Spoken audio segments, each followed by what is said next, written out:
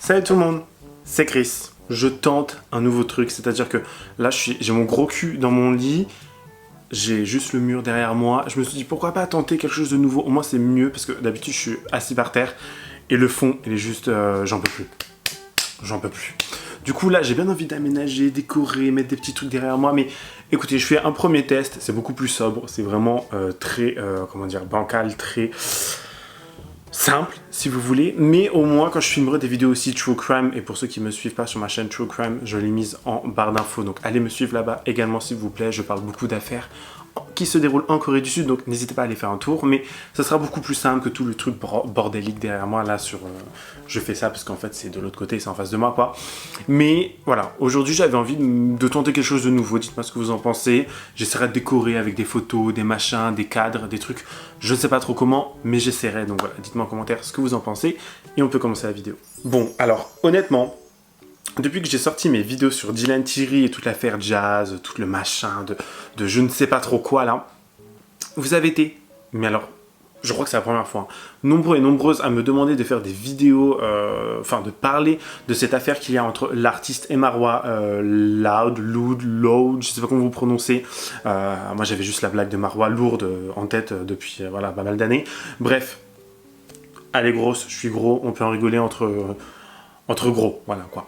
Bref, tout ça pour dire que cette histoire m'a été demandée tellement de fois et je me dis mais qu'est-ce qui se passe encore? Qu'est-ce que machin? Qu'est-ce que ci? Qu'est-ce que ça? Mais je me suis dit à quel moment on nous laisse du répit pour que je refasse des story time, des petits unboxing, des petits hauls, enfin des hauls, enfin je ne sais pas trop quoi. Enfin dites-moi honnêtement à quel moment je vais avoir du répit parce que il se passe beaucoup trop de trucs en ce moment. C'est-à-dire que c'est l'anarchie, genre c'est the bordel quoi. On n'en peut plus.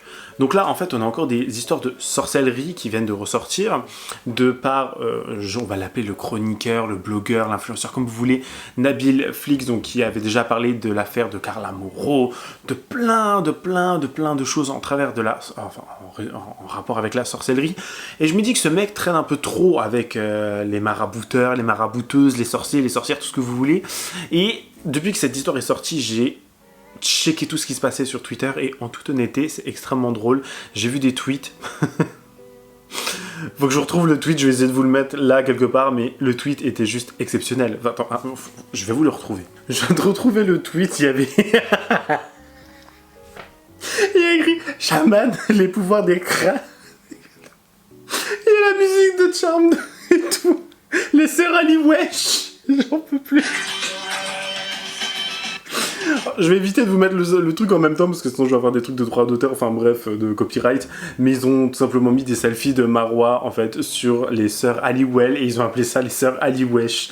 Extrêmement drôle, franchement iconique, ce tweet est iconique, franchement, je prends un screen pour que je vous le mette ici, bref, exceptionnel. Bon, revenons-en aux faits.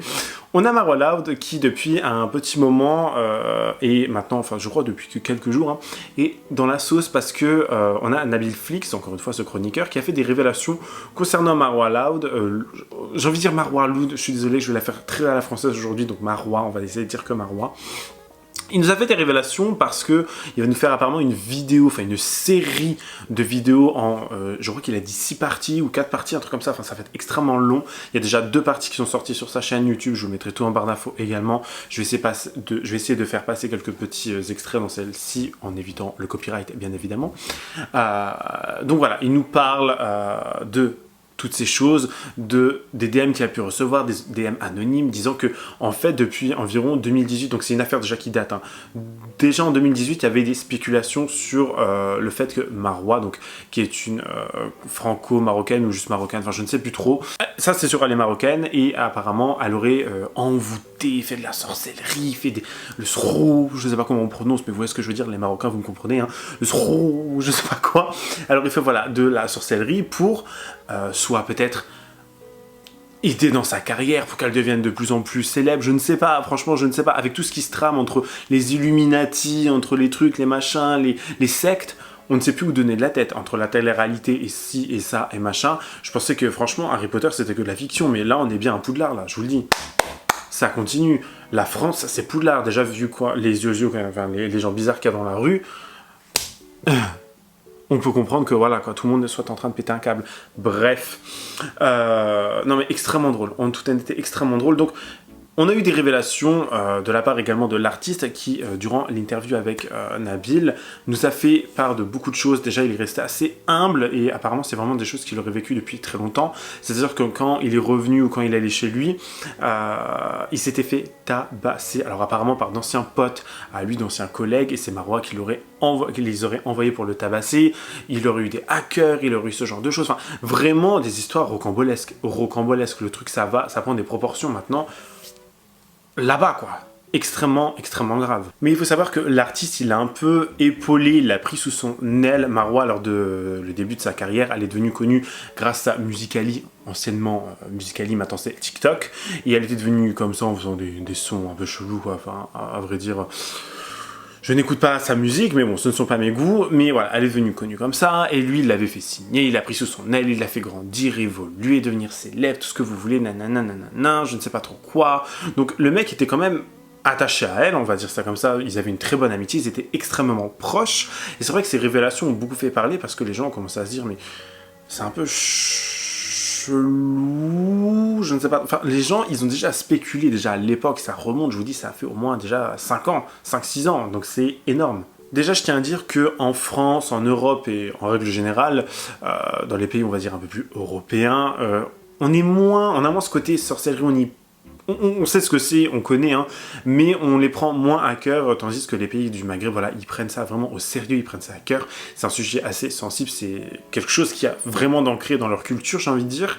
Encore une fois, mon beau-père était tunisien, à chaque fois que ma mère elle allait au bled avec lui, elle me racontait des histoires du fait que la mère de mon beau-père mettait des pièces noires, des trucs noirs dans les poches de ma mère pour la protéger quand ils allaient chez des gens qu'ils ne connaissaient pas, enfin des trucs un peu comme ça, donc peut-être que je dis des bêtises dans le sens si c'est des pierres ou des billes ou je ne sais pas quoi, mais je pense que si vous êtes maghrébin, tunisien, marocain, tout ce que vous voulez, vous allez comprendre ce que je veux dire, mais voilà, c'est vraiment quelque chose qui est ancré là-bas, donc beaucoup de spéculations disent que apparemment Marois aurait fait la sorcellerie soit pour sa carrière, soit pour sortir avec Nabil et devenir sa femme, donc peut-être qu'elle ne laissait pas...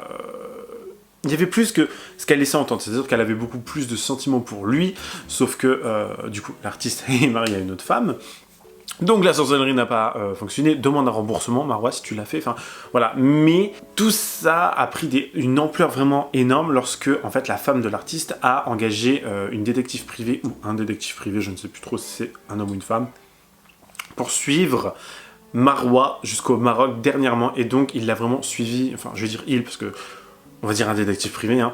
Il l'a vraiment suivi partout et apparemment il y a eu vraiment de grandes révélations qui ont été faites, des trucs vraiment insensés, ça prend vraiment une ampleur, comme je vous dis, choquante, extrêmement choquante. On en revient toujours à parler d'enfants, c'est-à-dire que dernièrement il y a eu des articles qui sont ressortis du fait qu'il y a une jeune fille, une petite fille qui soit décédée, du nom de Naïma, au Maroc, et beaucoup de gens disent que apparemment ça serait lié, donc je dis bien apparemment, il faut prendre ça avec des grosses pincettes, et en fait où on a retrouvé le corps de la jeune fille, on a tout simplement retrouvé ça vers une espèce de, on va dire, de montagne, de dune, tout ce que vous voulez, vraiment voilà, dans un coin un peu reculé, sauf que à cette même montagne, il y a eu Marois et une autre personne qui avait fait une espèce, on va dire, d'émission, de snap, de tout ce que vous voulez, qui avait pris des vidéos là-bas. On les voyait descendre et en fait c'était la même montagne, le même lieu où ils avaient retrouvé la jeune fille. Donc beaucoup de gens ont continué à spéculer, notamment sur TikTok, sur Twitter. Beaucoup de gens ont dit mais c'est extrêmement chelou, bizarrement les deux, voilà. Loud, la montrant en train de descendre une montagne, la même montagne où le corps de Naïma a été retrouvé. Mais que faisait Marois en haut de cette montagne, perdue au milieu de nulle part? Et qui plus est, toute seule, car dans l'extrait, on voit bien que Marois est seule à redescendre, donc elle a été seule à monter. C'est amusant. Lâche-moi, je vais embrouiller tout ça sans toi. Allez, vas-y, lâche. Viens. Mais comment tu fais des trucs de merde là comme ça là? Tu sais, j'aime bien escalader. Non, mais tu fais pas ça, regarde. Même à Los Angeles. Là, tu casses la cheville tout de suite. Le comment, c'est comment? Bah, tu tombes là, tu tombes, tu fais une roulade là comme ça. Je mets en place. Ça va pas les coups, non, t'as vu, il va tomber aussi. Parce que tu sais pas, voilà, regarde-moi, est-ce que j'ai fait une chute? Moi, je suis professionnelle. Oui. C'est ça qu'on dit de faire professionnel. Selon la mystérieuse femme, Marois serait retourné sur les lieux du un an après, donc un an après qu'ils aient retrouvé de Naïma, elle retourne là-bas pour enterrer quelque chose au sommet de cette montagne. Ok. Là, je commence à flipper. À ce moment-là de mon enquête, je commence vraiment à flipper. Mais je vous avoue aussi qu'une part de moi est intriguée. J'ai besoin d'en savoir plus. C'est peut-être pas lié, mais Maroc, c'est grand. Pourquoi elle va bizarrement là-bas? Et donc, des gens auraient dit, on spéculait, encore une fois, que Marwa aurait fait du sacrifice d'enfant envers l'artiste pour, encore une fois, peut-être être sa femme, être plus connu, être plus célèbre, faire ci, faire ça. Enfin, vraiment plein de choses ont été dites. Donc, encore une fois, prenez avec des pincettes, mais je sais pas, moi ça me paraît quand même invraisemblable. Je vous rappelle également qu'en 2009, sur le plateau de Guillaume Play, on a eu l'artiste en tant qu'invité qui avait dit, et je cite, « Ce sont des histoires qui vont loin, j'ai failli y laisser ma vie. » Je sortais un album mais que j'ai pas pu défendre parce que j'ai fini à l'hôpital. Et c'était quoi? Tu l'as expliqué l'histoire ou pas? Je peux pas expliquer l'histoire. Culturellement, ce pays n'est pas prêt à écouter cette histoire. C'est des histoires de maraboutage, c'est des histoires d'argent, c'est des histoires vraiment qui vont loin, tu vois, où j'ai failli vraiment peut-être y laisser la vie dans. Encore une fois, le mec s'était fait agresser, il avait reçu, voilà, des menaces, tout ce que vous voulez. Enfin, il avait vraiment eu plein de choses graves dans sa vie, et encore une fois, comme il vient de le dire, il a failli y perdre la vie. Mais je trouve que lorsqu'il est en interview avec Nabil Flix notamment, on voit que le mec est quand même, je sais pas, il a l'air... Je préfère que ça reste des rumeurs en fait. Moi, comme je t'ai dit, j'avais une forme d'affection parce que c'était comme une tuteuse, les mêmes origines et tout ça, et c'était ça, c'est tout. Pas plus en fait. Si tu veux, j'ai peut-être été trop gentil, trop ouvert, mais ouais, c'est pas plus que ça. Après, que l'autre personne pense, je sais pas, je pourrais pas te le dire exactement. Ok, mais il y a jamais...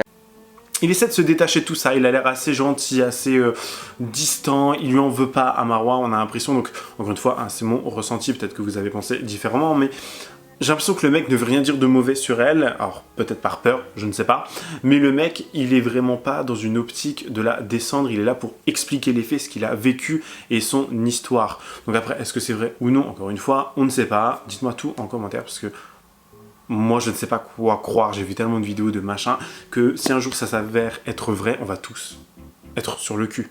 En toute honnêteté. Du coup, concernant la petite Naïma, il y a eu beaucoup de personnes qui ont spéculé, encore une fois sur Twitter, hein, on connaît tous les gens là-bas, des gens qui étaient choqués, stupéfaits du fait que Marwa soit liée à la mort de cette petite fille, mais Nabil du coup a reposté en story les fameux screens, les fameuses personnes qui disent ça, il dit « Non, là-dessus je vous spoil, elle n'a rien à voir avec la mort de la petite Naïma, pour le reste vous verrez ». Story que également...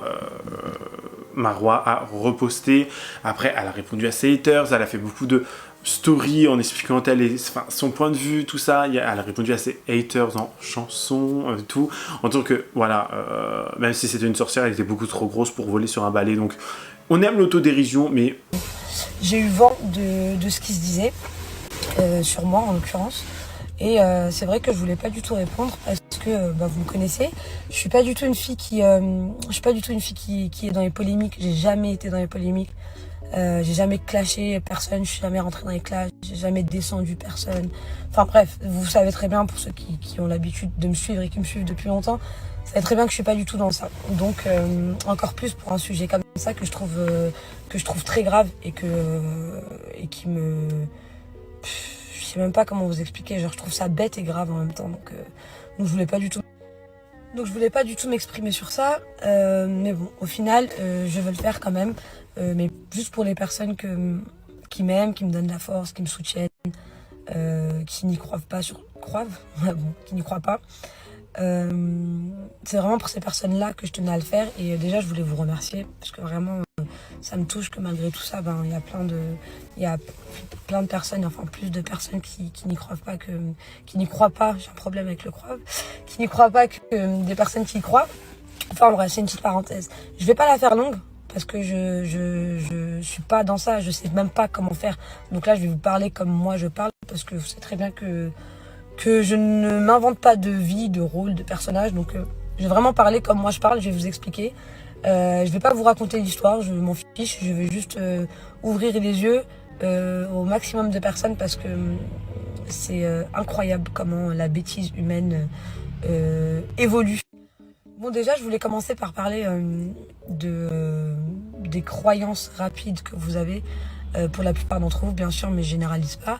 On parle quand même de preuves avec une déposition. Pour ceux qui ne savent pas ce qu'est une déposition, je vais quand même vous mettre la définition.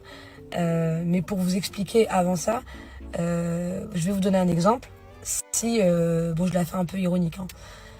Si demain je vais au commissariat et que je leur dis je veux porter plainte, ils vont me dire ok, contre qui? Moi je décide de dire je sais pas, Céline Dion. Ok, pourquoi? Parce qu'en fait je l'ai vue, elle démontait, elle était en train de démonter, attention Maëbo, elle était en train de démonter la tour Eiffel. Bon, ils vont se foutre de ma gueule, hein, ça c'est sûr, ils vont me dire ça n'importe quoi, mais en tout cas ils vont être obligés de prendre ma déposition.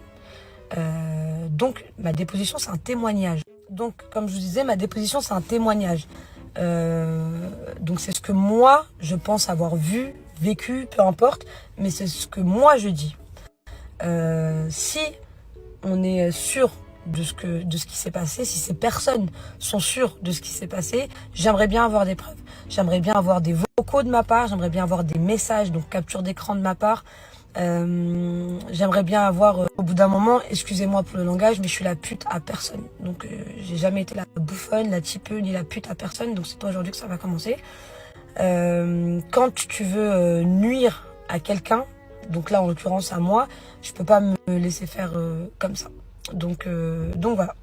Ça c'était une parenthèse qui était important pour moi de préciser. Et vous connaissez la personne que je suis et j'ai pas besoin de me cacher pour ça. Je m'en bats complètement les couilles de ce que les gens peuvent dire de moi.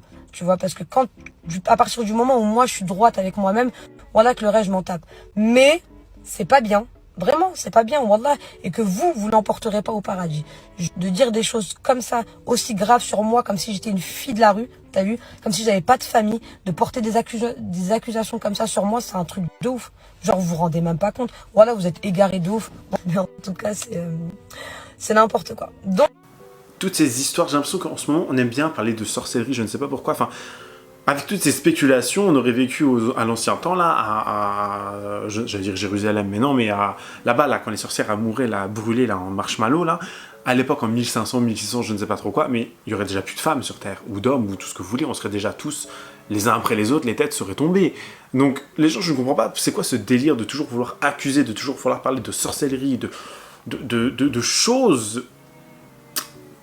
de witchcraft, enfin, je ne sais pas, de trucs vraiment qui sont très sombres. Honnêtement, est-ce que c'est juste parce que le mec a eu une mauvaise chance? Parce que oui, l'artiste était reparti au Maroc pour rencontrer le fameux ou la fameuse détective privée. Quand il est revenu du Maroc, il s'est fait tabasser. Enfin bref, c'est vraiment une histoire folle. Est-ce que c'est des circonstances, on va dire, atténuantes dans le sens où il est parti, il s'est fait tabasser pour une autre histoire, il a fait ci ou elle a fait ça et machin?